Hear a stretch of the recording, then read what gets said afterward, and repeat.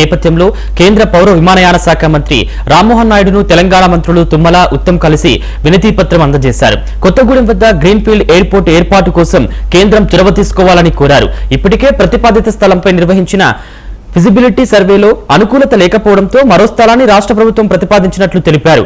భద్రాచలం శ్రీ సీతారామచంద్రస్వామి ఆలయానికి వచ్చే దేశ విదేశీ భక్తులకు ఈ ఎయిర్పోర్ట్ ఎంతో ఉపయోగకరంగా ఉంటుందని మంత్రులు పేర్కొన్నారు. ఇప్పుడు ఈ యాసంగి పంటలో తెలంగాణలో మేము ఇప్పటికి ఈ రోజుకి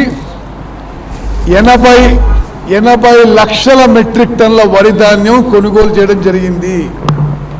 కొనుగోలు చేయడమే కాదు, రైతులకి పేమెంట్ కూడా చేయడం జరిగింది.